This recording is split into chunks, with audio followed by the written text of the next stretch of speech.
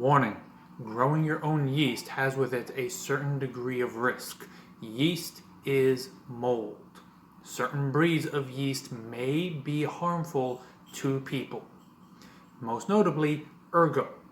Consuming ergo-type yeast may result in ergotism, also called St. Anthony's fire, which can cause severe convulsions, muscle spasms, delusions, the sensation of crawling under the skin, and in extreme cases, gangrene of the extremities. Severe hallucinations can also be a symptom, as lysergic acid is the substance from which the drug LSD is synthesized. For more information, please research the Salem witch trials. Welcome. Today I'm going to be teaching you how to cultivate your own yeast. Not just grow your own yeast. If you haven't seen my other video on making your own yeast mother, I recommend you stop right now, go back to that video, watch that one first. It will explain some of the things I'm about to do. Now, welcome back now if you've watched that. We are going to learn how to cultivate our own yeast in the case that you do not have any yeast to start with. I'm going to show you two different methods. They are both in very similar manners to making your own yeast mother. The first one is one of my favorites, one of the oldest. Clean jar. And fruit. Doesn't really matter what kind of fruit you got. I got these are a little bit past their prime, which is perfect for this. Doesn't really matter. Grapes are extremely common. You can also just grab a box of raisins. That works as well. And you need to take this jar and you need to add 3 to 4 tablespoons.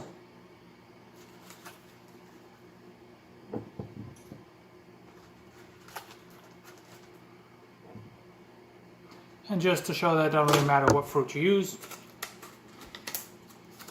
I'll add in some of these also past their prime red ones.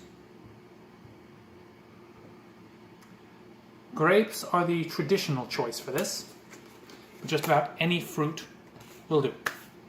Now, you're going to want to add a little bit of sugar, again, just like in the mother. This is optional, but it will speed up the process. As you see, fruits generally have a little bit of natural yeast culture on their skin.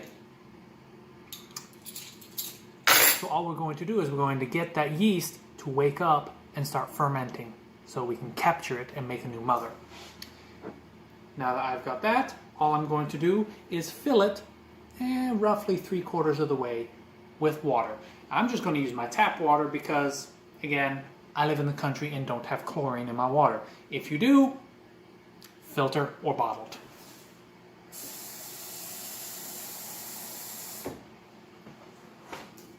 That's it. Now all I'm going to do is I'm going to take a little bit of a very open cloth, just like in my other one. Cheesecloth, by the way, is an excellent choice for this. Pop out my center disc. Put this on. And all I'm going to do is wait. I'm not going to post this video immediately because I'm going to wait a few days until this starts to ferment and I'll capture some more video. However, you will notice my red ones are floating. That's not because of the difference between them both. They're both raspberries. They have the same buoyancy. The red ones are just a little bit more past their prime, so they're ready to start producing yeast. When this is all done, they should all be floating. We'll get back to that. This one requires no fruit whatsoever. Requires nothing more than what you would need if you're going to make bread. This is also my favorite sourdough starter. Again, clean jar. We're going to add to this, varies on the size of the jar, but for this one, about roughly 3/4 of a cup of flour. That's right, flour. That's 1/4, 2/4,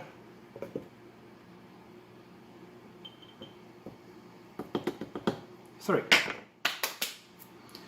Out of that, I'm going to add a little bit less. I'm going to add 1/2 cup of water.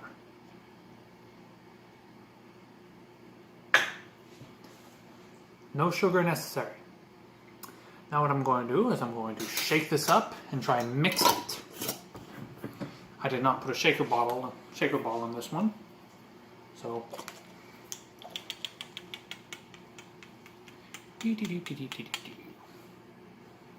you see wheat berries, also known as wheat grains. I dropped it. This tiny little guy. This is wheat. Has naturally occurring yeast in it. Works wonderfully when cooking wheat breads, which is why you end up with sourdough. Seems like a nice homogeneous mix. It is very, very thick. Unlike the other one where you were going for a pancake batter, this one's more like a thick cake batter. It's not actually completely mixed, but so I'll throw it 4 times.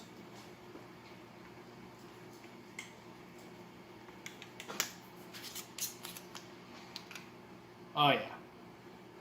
See that? Thick cake battery-like substance.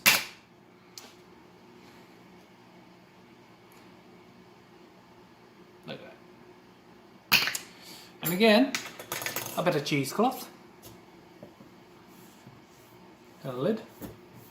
If you don't have cheesecloth, you can put a bit of plastic wrap in here and poke a couple of holes.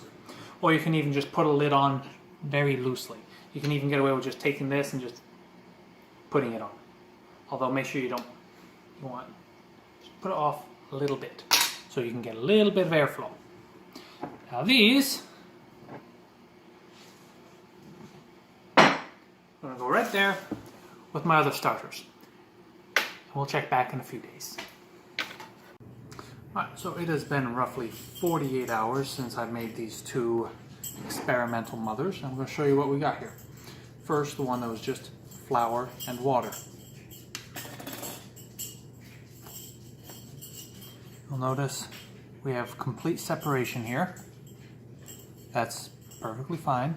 If you look inside, all that foam, we have yeast. This is ready to make bread. This one doesn't have any foam. I mean, it's just sugar, water, and fruit.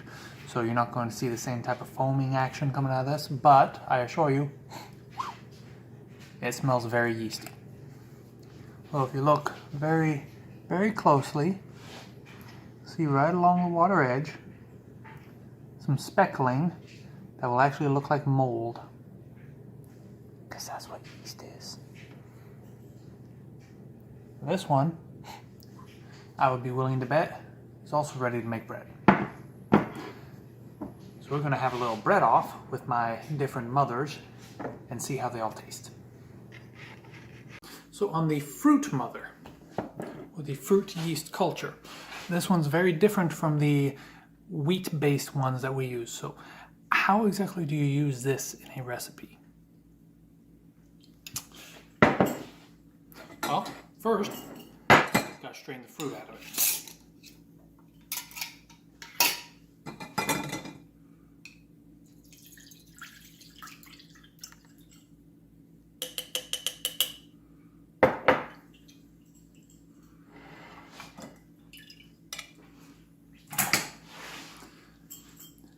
Now we have here a very yeasty fruit water. Now this right here can, in fact, just be used as your yeast starter if you're making a sweet bread, something a little fruity. This would work just fine. You could also just use it in your normal wheat breads, but it might be a little bit of a fruity taste. Now if you want to transfer this from this little thing of slightly fermented yeasty fruit juice into a more traditional mother, all you have to do, now you've strained it out, is add some flour to it. Now it's still going to have a bit of a fruity flavor. However, most of that will start to disappear as time goes on.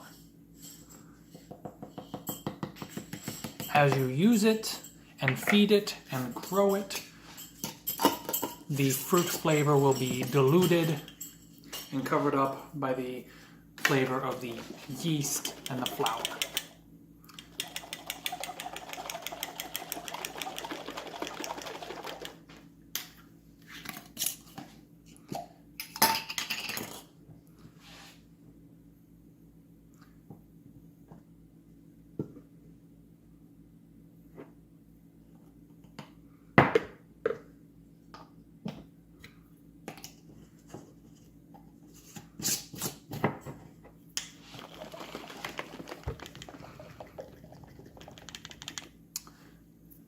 Now what you have there is a mother ready to be used and grown and propagated.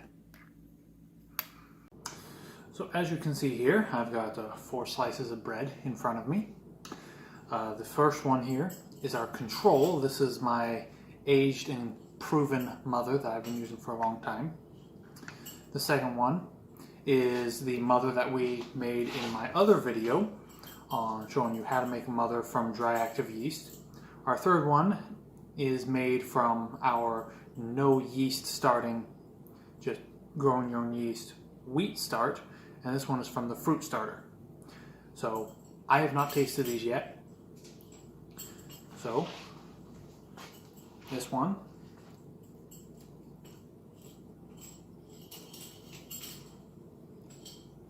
good, reasonable sourdough, as I expect.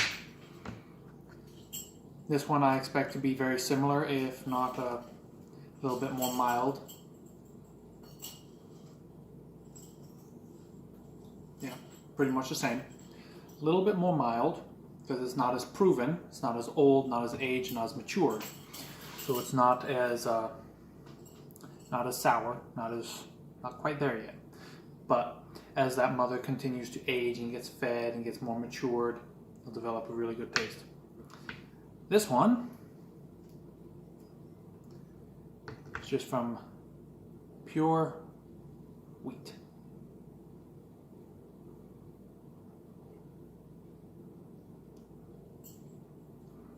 That one has potential, definitely has potential. Ooh, there it is. It's got a very sour aftertaste, so this one is definitely a sourdough.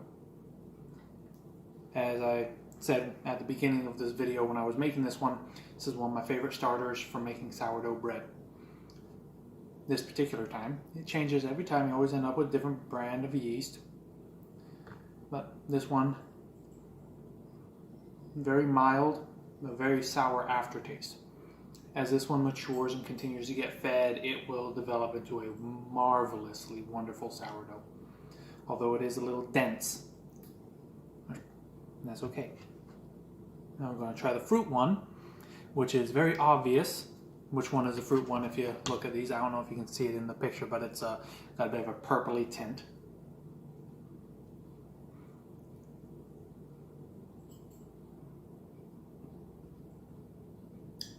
Yeah. Wow. And that is a surprisingly good bread. It was a surprisingly good bread. You got a little bit of sour right off the bat. There's a little undertone of sweetness from the fruit. And then all of a sudden it just hits you with a whole lot of sour. It's a really good sourdough. It's a really good dough. It's also a little dense, as opposed to these two, which are nice, light and fluffy. And these ones are a little denser, a little more cake-like. As they mature and breed, that will help alleviate that problem. But as you can see, they all work quite well.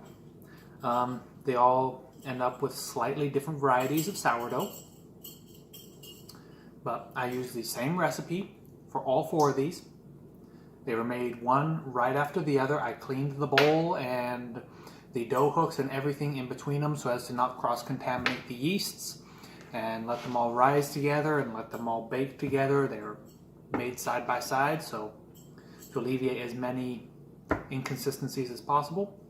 So this is as equal a playing field as I'm going to get, and I'd say these are proven starters.